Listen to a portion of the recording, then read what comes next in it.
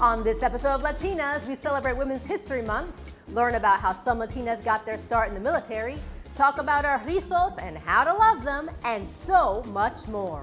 Latinas starts now.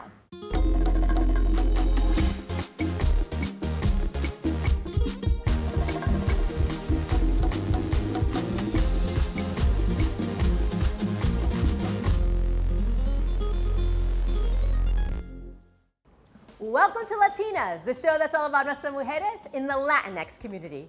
I'm Tina Beth Pina. Today, we're bringing you the show from Choco Bar Cortez, a Caribbean chocolate restaurant right here in the Bronx. The 92-year-old family-owned chocolate manufacturing company who owns this eatery has a menu that focuses on traditional Puerto Rican and Dominican comfort food with one twist. Everything on the menu includes chocolate. Good. Speaking of chocolate, Hershey is celebrating Women's History Month in a sweet way. Their Celebrate She chocolate bar recognizes the impact of women and girls nationwide. There are many women in our military's history who have served and died for our country's freedom. During Women's History Month, we want to focus on a few Latina soldiers who made their impact over 70 years ago and made it possible for others to follow in their footsteps today. Latinas in the military have a rich history that started during World War II. Facing a true front war and a critical manpower shortage, the Army decided to enlist women in the Women's Army Corps. These WACs, as they were called, would assume non-combat roles and thus free a man to fight. Latinas were among this pioneering group, with one special company formed in Puerto Rico.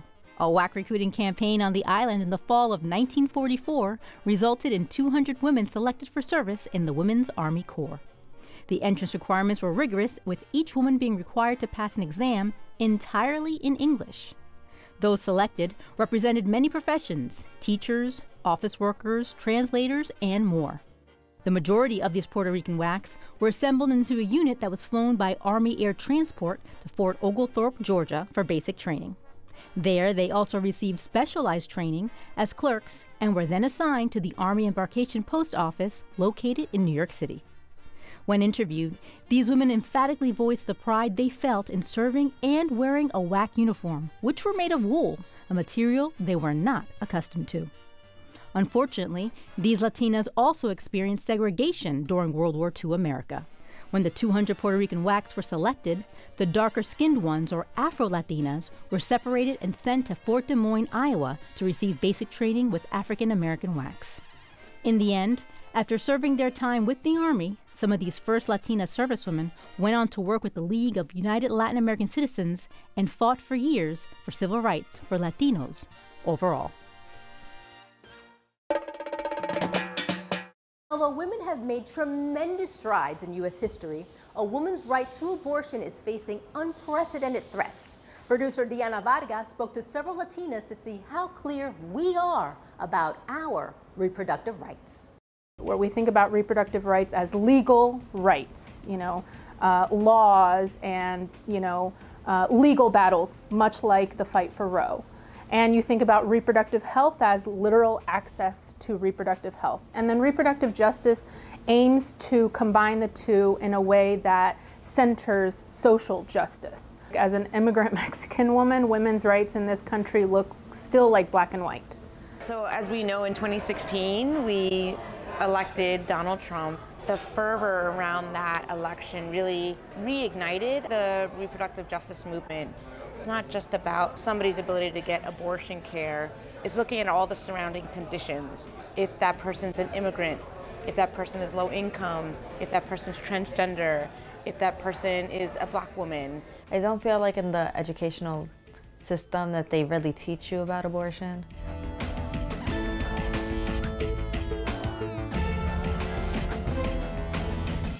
But when I was younger, I used to think differently. When I used to go to church, they would talk about how it was a sin. So I was basically influenced by that. When I became pregnant at the age of 21, I thought I knew what I was going to do.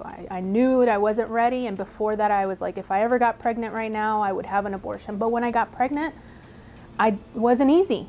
I still was like, well, what do I do? There's people judging me, people thinking I'm being irresponsible.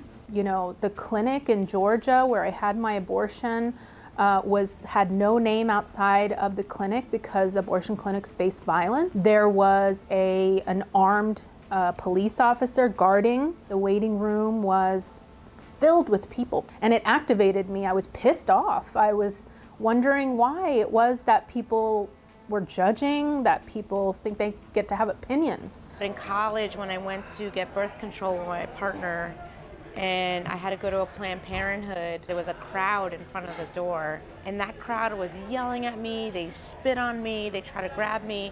It was very traumatic. They didn't stop me. What they did instead is create an activist. But what I learned doing activism across the country is that a lot of people don't feel like they have the tools. So they just sort of believe like their children will learn in school.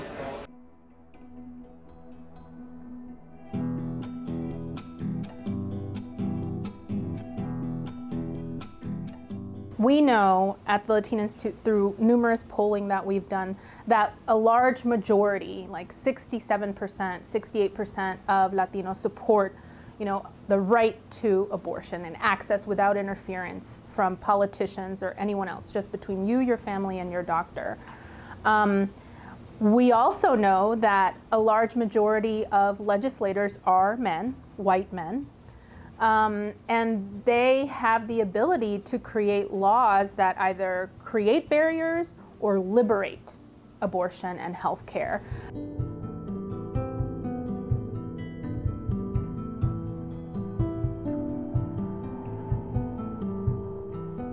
Now I think that white feminists are listening to communities of color, Black feminists, and what they've been saying for decades now. We're facing a Supreme Court case that can undo Roe.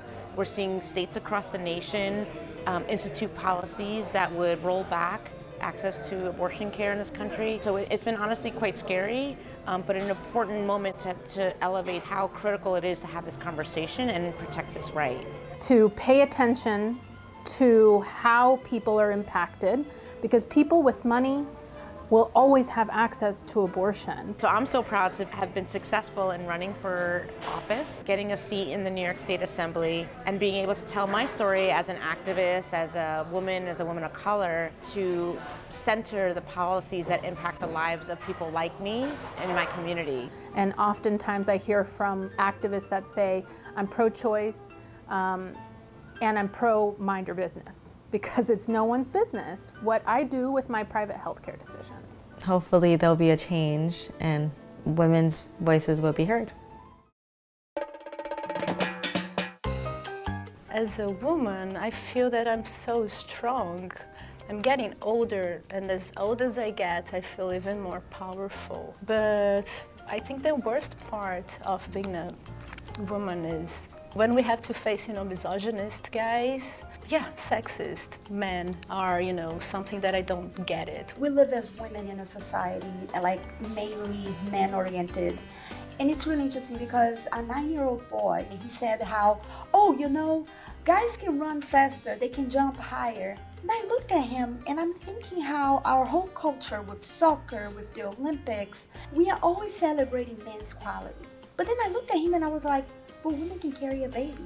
And then he literally looked at me and he's like, true. Because if we want to run faster, we take an Uber. But I'm so proud of being the kind of human that can create life inside of me. This past year has been a successful one for Latinos in the movie industry, and the number of Latino Oscar nominees proves it. Independent filmmaker Elaine Del Valle tells us why it's imperative that Latinos in Hollywood be united and how important this Oscar season is for nuestra gente wanting a career in the industry. Arturo, soy Janice.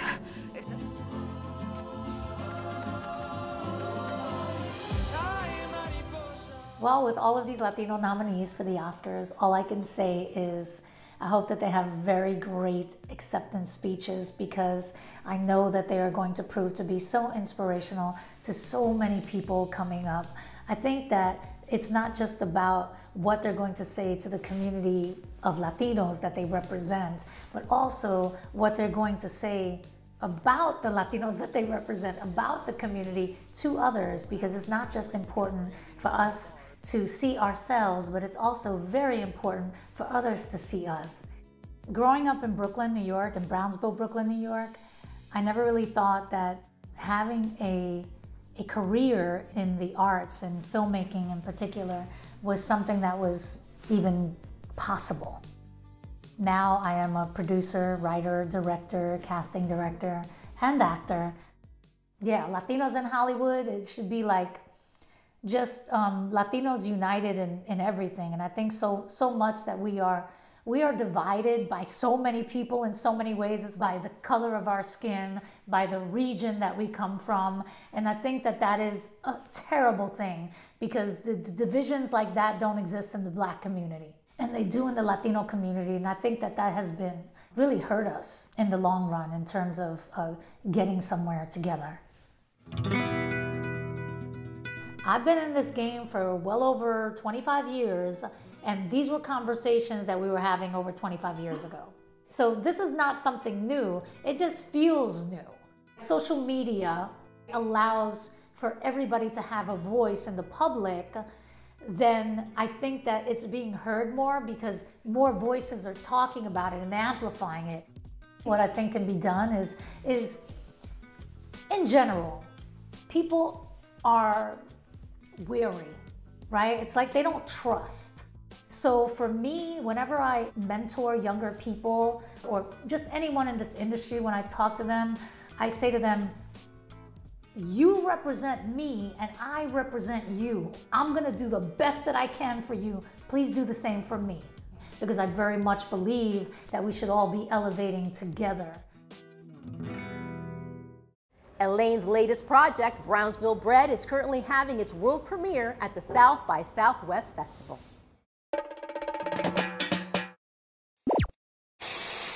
Native New Yorker Gloria Rojas was the first Latino broadcast journalist in New York City. Rojas grew up in the Bronx and was an elementary school teacher for 9 years before graduating from Columbia University's Graduate School of Journalism. She went on to become the model, no-nonsense, street-smart television reporter in the 1970s and 80s. Rojas most recently published a book called Fire Escapes, a fictional memoir. She accomplished that lifelong dream before passing away last month at 82 years old. Many Latina journalists in New York and nationwide are on your local newscast today because Latinas like Gloria showed us that we belong in all newsrooms, that we belong on television, and that we have the talent to do the job and do it well. Gloria Rojas is today's Badass Latina. From competing in HGTV's special event design competition series Table Wars to celebrating one-of-a-kind celebrations for people nationwide, Afro-Latina event producer Jazz Quiles is the go-to curator for all things fabuloso. Correspondent Elena Romero is about to tell us why Yaz is today's Latina on the rise. Yaz Quiles sure knows how to throw a party. The 44-year-old New Jersey-based celebrity event producer is the founder and CEO of Pop by Yaz, the experiential and creative agency responsible for creating some of the most luxurious and memorable event experiences for both celebrities and corporate clients alike. A lot of clients were looking for my point of view. I realized that while I was at the table, I was one of very few, right? And so what that means is if I was at a table with a lot of men and we were doing a promotion for women, I'm like, how am I the only woman at this table? Or how am I the only Latina at this table? How am I the only Black woman at this table? Quiles has had a wide range of clients over her 20-year event producing career. I've had the pleasure of working with so many incredible and legendary people like CeCe Sabathia of the Yankees. I have T.I., Robin Thicke, Usher, my God, Juanes, Pedro Capó. Like when I tell you the list goes on and on and on. It's been an incredible journey. The Puerto Rican and Dominican entrepreneur and event curator, who recently starred in HGTV's Table Wars, says her design interests and creativity were sparked by her mother at a very young age. I feel like I learned the world of entertaining from my mom, because entertaining was really how she showcased her love. It's through nurturing and making food. And it's something that I hold near and dear to my heart. For me, it's all about, having a connection through all these mediums. I didn't realize at the time, but all the things that I was learning in my youth are things that really helped me in the world that I'm living now. Quiles, a Bronx native, is a one-woman operation who works with a team of vendors to realize her vision. How do you make an event pop? For me, it's all about the details, and it's also about creating that human connection. I want to create an engaging experience that really touches your soul in a way that, just really resonates with who the client is. It's what's the story that you want to convey and what you want people to leave here with. And then beyond that, after they leave, how do they continue that conversation? Quiles recently produced her own intimate wedding extravaganza at her New Jersey home. Her 10-year love story to husband Neville Shorter was featured in the New York Times and Brides magazine.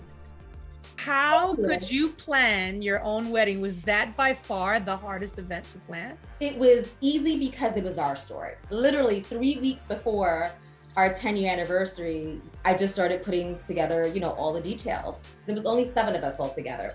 His best friend was our officiant. When it comes to the menu, we brought in like a Haitian chef, and she created a 5-course menu that told the story of our 10 years. Everything from one of the dishes being a replica of one of the dishes that we had on our first date. Quiles is currently working on launching a lifestyle brand this year, similar to that of entertainment guru Martha Stewart. Except Quiles wants hers to reflect her Latinx roots, identity, and community. One of the next steps that we're going to do is to start working on, lifestyle products. I really want to be able to bring, myself and what I bring to the world, into your home. So if that means that we have like a candela or something that just feels like us, or maybe it's like a little potpourri that we make that's fresh, these are things that are intrinsic to our households, because I feel like just we're not represented in that way. And then we do things that are beautiful to us in our homes, and I want to make sure that that comes to life. For Latinas, I'm Elena Romero. Believe it or not, a lot of Latinos are not perfectly fluent Spanish speakers. We sometimes forget words when we're having a conversation in Spanish, and some of us just don't know the language at all. And that's okay, but it can make us feel a certain way. So we asked the ladies from the sketch comedy group Hilarious their thoughts on that subject, and that's the topic of today's Caliente Caliente. So I went to a very Dominican studio surrounded by very Dominicans, and the lines were in Spanish, and I really failed. I really failed miserably, to the point that they were like, tenemos que cambiar la palabra, loco. They were like, we gotta change the lyrics because she can't say the words. I've just learned to be unapologetic about it, and I go, ustedes saben que yo soy gringa, ¿verdad? And tell people, you guys know that I'm whitish. So if I mess something up, please do correct me. It's about people having patience and us being open to learning. Actually, when I first started, when I was in elementary school, I couldn't speak any English. My first language was actually Spanish. Wow, Glory. Yeah. And then I couldn't say Wednesday for the life of my life. I couldn't say Wednesday. I know. What is it? That last year when I went to DR, I was like, I'm going to challenge myself. I'm going to fit in. No one's going to know that I'm not Spanish and Dominican enough. So I was talking to the Uber driver on the way to the airport, and he's like, no, se te nota que tu español, tú lo aprendiste, que tú lo aprendiste allá. And I was like, damn, I tried so hard. They know it. They know. Yo, how did you try extra hard? Did you add extra locos at the end? Voy para allá, loco. Yo tengo hambre, loco. I'm sorry. Vowels. I get super self-conscious trying to speak Spanish in front of Dominicans. That's like the one demo that I'm just like, I'm not even I don't even know. I'm just drowning here. As a kid, I would pick up on words that was around my grandma or my aunt, but when her Dominican ass would speak to me, I'd be like a deer in headlights, Like I felt so insecure about being Latina. We need to be around the right people that are willing to teach and teach us so that we don't feel as self-conscious. Generally, I feel like when I get self-conscious speaking Spanish, it really does come from me.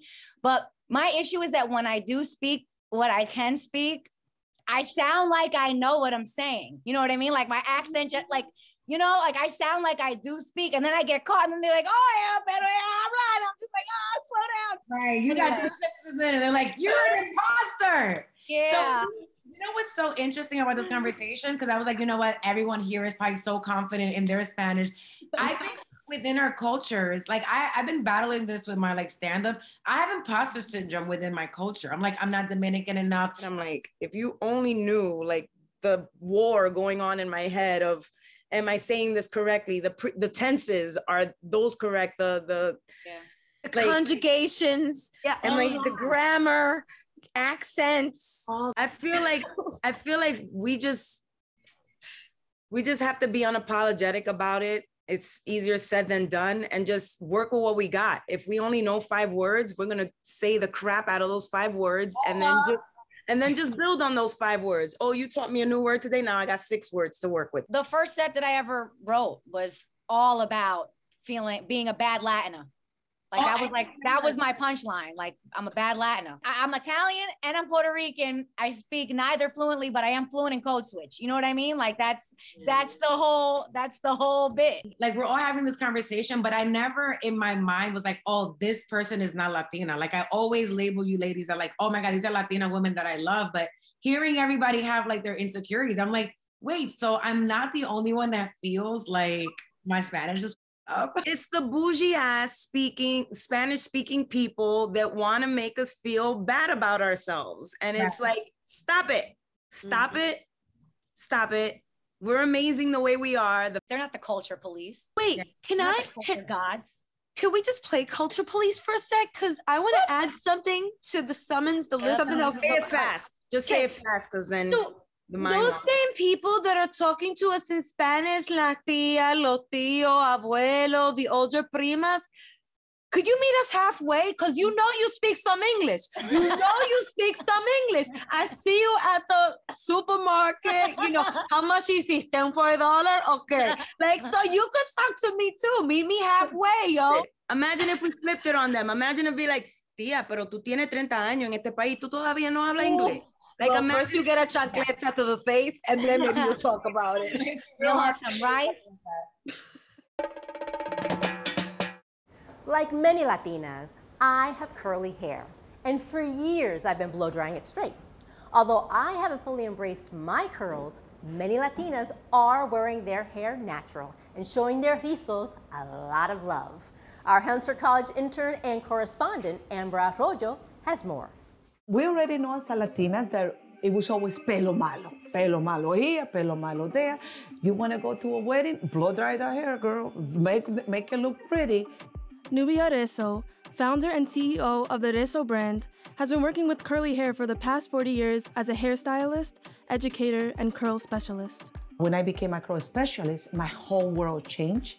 And like the elephant in the room, I don't have texture hair, but the empathy and understanding what curly girls and curl communities, boys and girls, felt about 40 plus years, feeling that somehow the texture hair was wrong. It was not beautiful. And my mission since then is to show the world how beautiful and strong and validate that texture hair was never created wrong. It's an expression of freedom and confidence. That expression of confidence has enabled curly hair salons like Rezo Salon to promote curly hair positivity and acceptance amongst women and Latinas all over the country. Having curly hair is not complicated. It's as easy as having a straight hair, because now you're building a relationship with yourself. When you create that security in you, there is nothing in the world that could put you down. Oh my God! It's bigger! No way! Look at this, baby. Look how beautiful. It's not always easy to love your curls, especially when you're programmed not to. I wore my hair straight for years, which, according to Nubia, may not always be ideal. We already know that when you take heat to your hair, constantly putting it at very high levels of heat, sometimes for 55, very hot, it thins the air, it will damage the hair, and the pulling will create, in many cases, hair loss. Thankfully, people's obsession with straight hair is changing. There's been a lot of curly hair positivity, so what do you think about that? Why do you think that women all of a sudden are starting to love and embrace their natural curls? You know what, I love you asking me that. I feel that we are tired of living who we're not. You know, accepting who you are in your fullness and at 1,000%, it makes us happier. Why we need to look like an image of in a magazine on TV? That is not us.